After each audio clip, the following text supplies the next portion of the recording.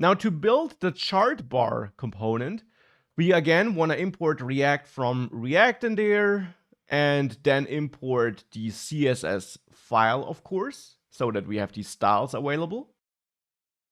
And then we can define our component function, chart bar, and set this equal to props, and then simply return our JSX code here. And we will definitely need props because we are already defining some props here in the chart component. Of course, we also want to export chart bar as a default here. Now for this JSX code in the chart bar, which we return, I want to have a div here with a class name of chart-bar, since that's one of the CSS styles defined in the CSS file. And in there, then another nested div with a class name of chart-bar __ inner. And these divs and CSS classes are simply required to make the provided styles work. Now in there, I will add yet another div with a class name of chart-bar __ fill. And then next to that div, so not nested, but next to it, I'll add another div with a class name of chart-bar __ label. And actually, that should not be in the inner div, but side by side to the inner div. So that this is the structure we have here. A bunch of divs which will then be responsible for rendering this chart correctly. However, like this, we wouldn't see much. For one, I of course want to output the label which we receive on the label prop. And that's why I added this div. There we can dynamically output props.label so that the label is visible. But we also will need to change this chart bar fill div here. This div is required to basically remember by how much this chart bar will be filled.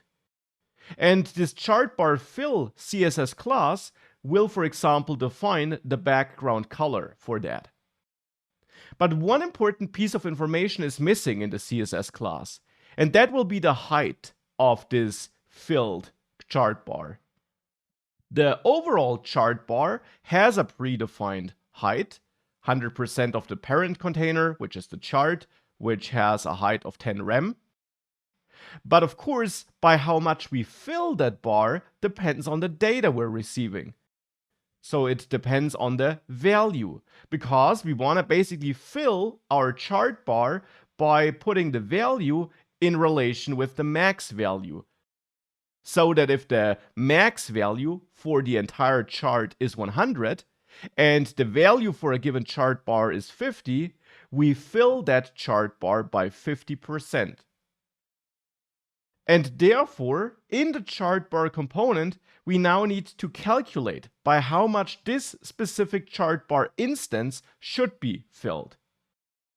For this, we can add a variable, which we could name bar fill height, but the name is up to you.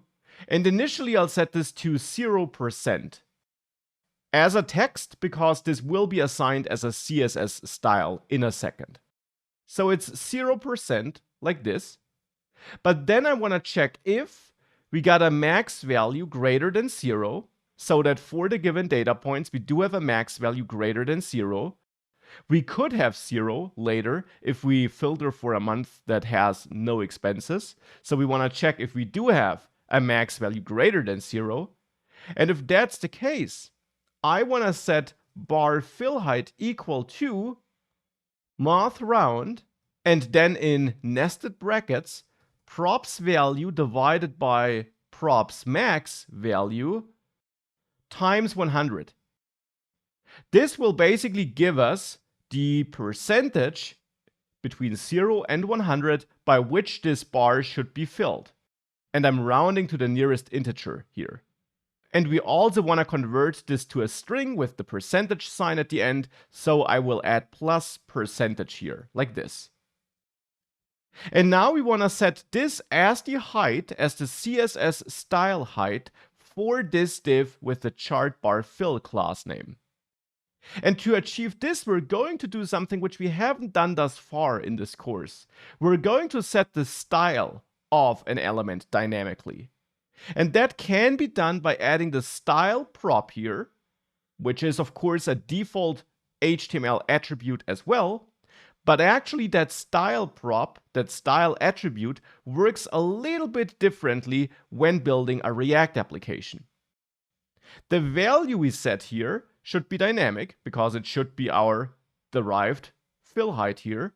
And indeed, you then don't generate a dynamic string where you set something like height 10%, but instead style, and that's the special thing, wants an object. So here we don't have a special double curly brace syntax, but instead we have the single curly braces for outputting something dynamically, but then the dynamic value is a JavaScript object, which is also created with curly braces. That's why we overall have the double curly braces, but it's no special style syntax.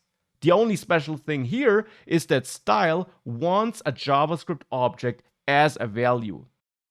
And in this object, you should then use the CSS property names as key names, as properties, and the values as, well, values. So for example here, we can then set background color to a given value, or in our case, we can set height to bar fill height. Now, as a side note, if you have something like background color with a dash, you need the quotes around the property name, because otherwise it would be an invalid property name. Or better, you use the camel case version of that name, background color like this. We don't need the background color here, but I want to show this to you. I will come back to this later as well in the course, but that is how you would target such CSS property names which have a dash inside of them if you are setting the style prop on an element. But here we don't even need that, so I will get rid of it. We only need to set the height.